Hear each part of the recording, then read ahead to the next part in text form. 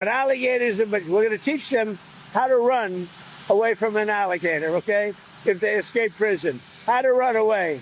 Don't run in a straight line. Run like this. And you know what? Your chances go up about 1%.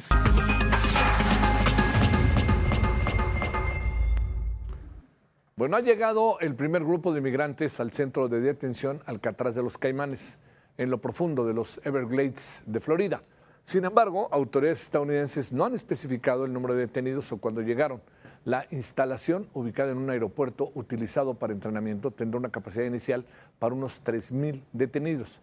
El centro se construyó en 8 días, cuenta con más de 200 cámaras de seguridad, más de 8,500 metros de alambre de púas y 400 agentes de seguridad. Eso es el entorno, ¿cómo lo ve?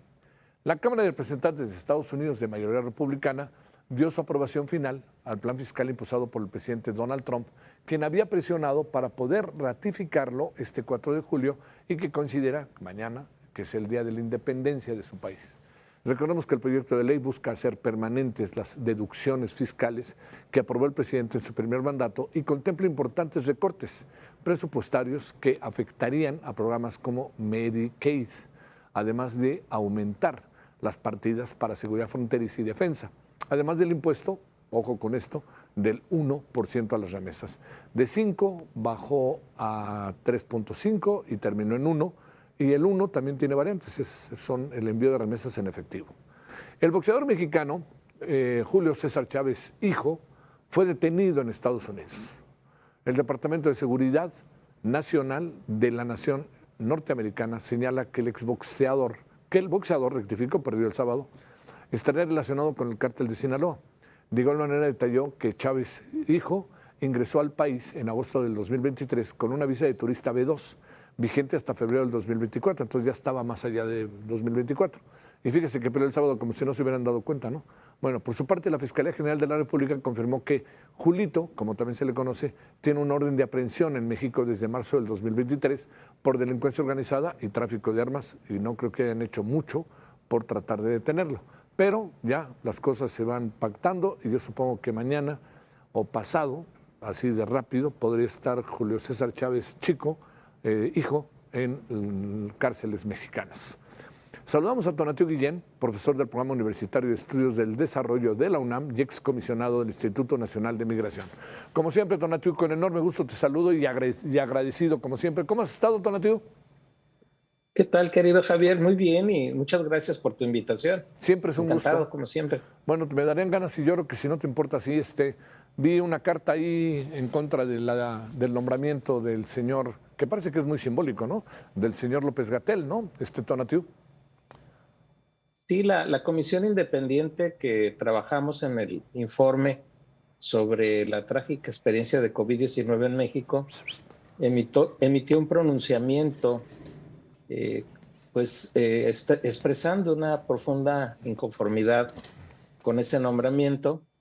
Cualquier puesto, aunque sea un poco raro como el que le dieron al señor Gatell, pero que implica la representación del Estado mexicano en un órgano internacional, pues es un reconocimiento y una gran responsabilidad, que en este caso suena paradójico, contradictorio, en mi perspectiva muy desagradable que le nombren a esta persona cuando su desempeño en la crisis de salud fue muy, muy grave, delicada, distorsionada, y que al final lo que era grave se hizo mucho peor. Ajá. Y terminamos, como recordarás, con más de 800,000 muertes en exceso, lo cual pues es cifras de escala mundial. Tuvimos los peores indicadores ahí.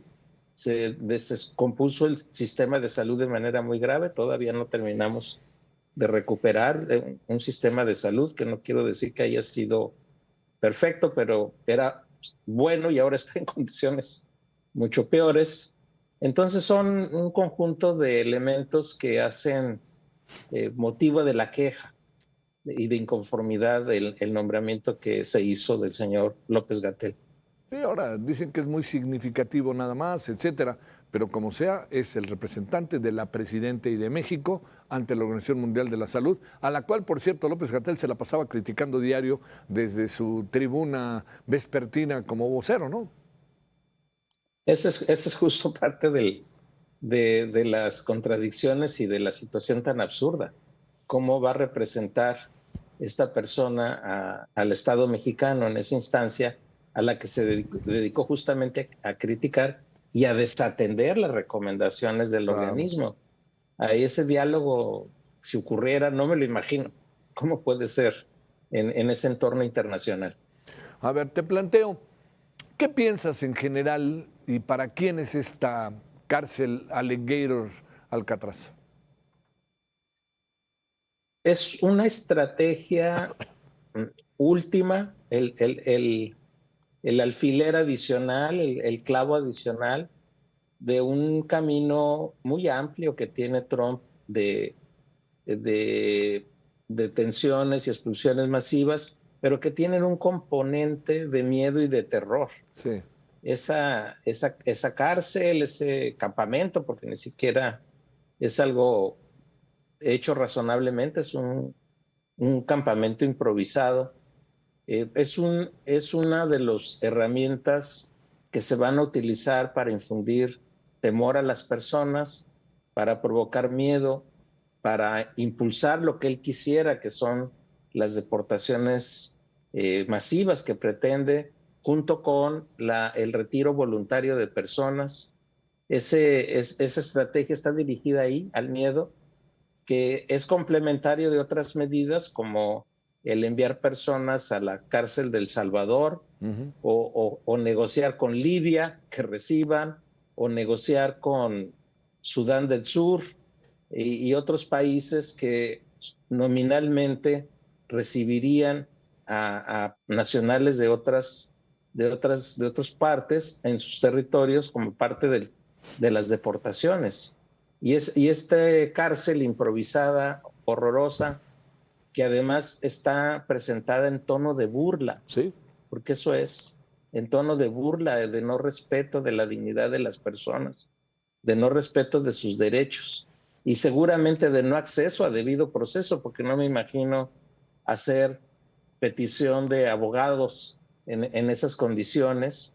Es estos espacios de excepción y de violación de derechos que ya se están volviendo muy frecuentes en la práctica del gobierno de Trump, no solamente en materia migratoria, sino en muchas otras, y por ello hay disputas jurídicas tremendas en los tribunales de ese país. Pero en una palabra es una piedra más en este camino de horror, de burla y de supresión de derechos, de la que está haciendo una práctica generalizada las detenciones y expulsiones de migrantes y refugiados. ¿Quiénes son las personas que van a ser, pues utilizaría una palabra, seleccionadas, o no sé cómo decirlo, de los migrantes que van a acabar en este Alligator Alcatraz? No está claro, Javier. Hoy efectivamente hubo un primer grupo. Sí. Tampoco está claro cuántas personas son las que llegaron ahí.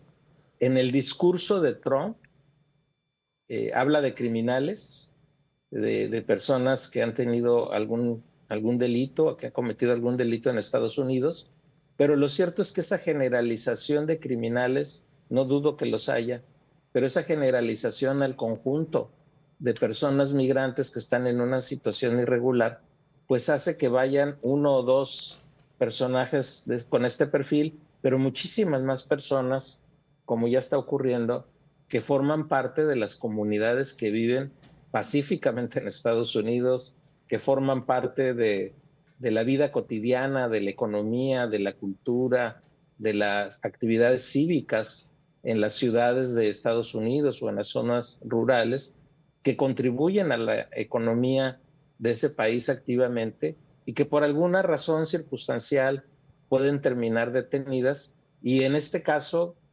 escenario terrible, muy probablemente también terminen en ese campo de detención horrible como es el que armaron improvisadamente en Florida.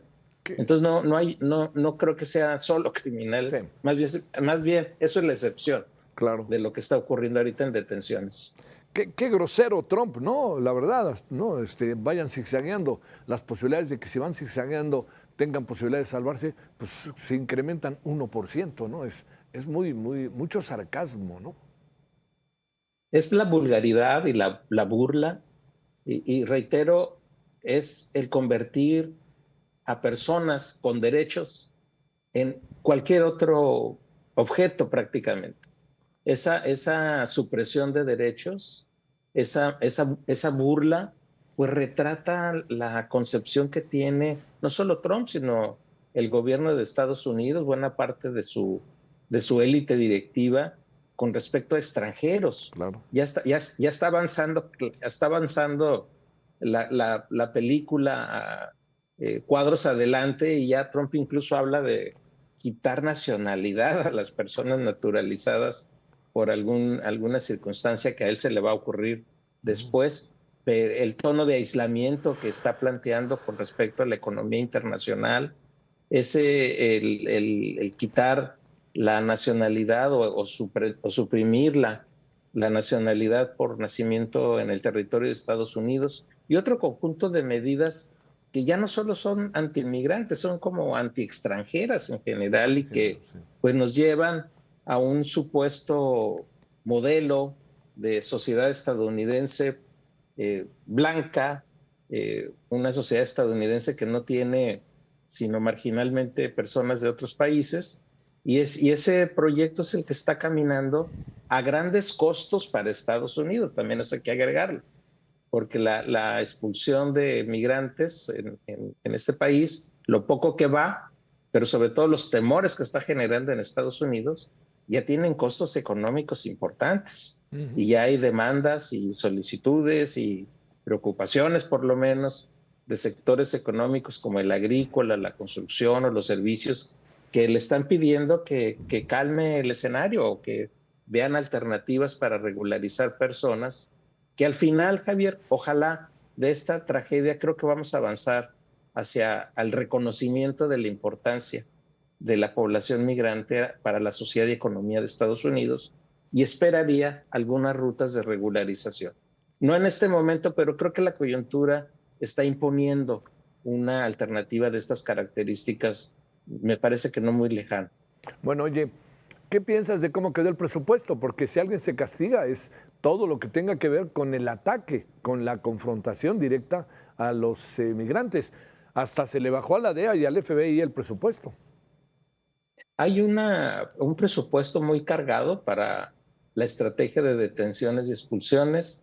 La cifra ronda los 160, 170 mil millones de dólares, que son, pues para mí al menos, cifras inimaginables, Claro, de sí. todos los Sí, ceros sí, que sí. están ahí Sí, sí, sí. puestos, pero que implica el duplicar o casi triplicar los aparatos de fuerza, implica duplicar o triplicar también los centros de detención, como esa cosa horrenda que están haciendo en Florida, implica el fortalecimiento físico de la barda fronteriza con México.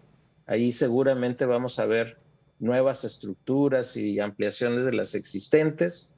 Implica también el equipamiento de vigilancia, y ahora ya cada vez más de la presencia del ejército y de la marina en el lado norteamericano de la frontera, y del lado mexicano no hay que dejar de lado que también hacemos nuestra cuota. Claro. Ahí también tenemos 10,000 soldados, y de la Guardia Nacional del lado mexicano también como fuerza de inhibición de cruces, y todo ese conjunto de escenarios más el aparato de deportaciones que implican también una cantidad de infraestructura para vuelos, por ejemplo, Sí. que están ahí implicados en ese presupuesto. Todo sumado, pues da esas cifras, Claro. y que son verdaderamente impresionantes, y que si pensáramos en el 3% de ellas como alternativas al desarrollo, harían un gran cambio Por supuesto. en la región completa de América, por lo menos, de todo el continente. Oye, como que lo de Julio César Chávez hijo se veía venir, ¿no? Había como mucha controversia, una cercanía con el cártel de Sinaloa, pues ahora sí que pues había su mujer, en fin, ¿no? Como que eso se veía venir por más que viene de ser derrotado, y además, pues ahora resulta que lo andábamos buscando acá, ¿no? Pues no hicieron Sí, mucho, no hicieron mucho por detenerlo, ¿no? No conozco los detalles, Javier, pero sí es un caso interesante por ser un personaje tan público y de repente aparece con algunas demandas en México.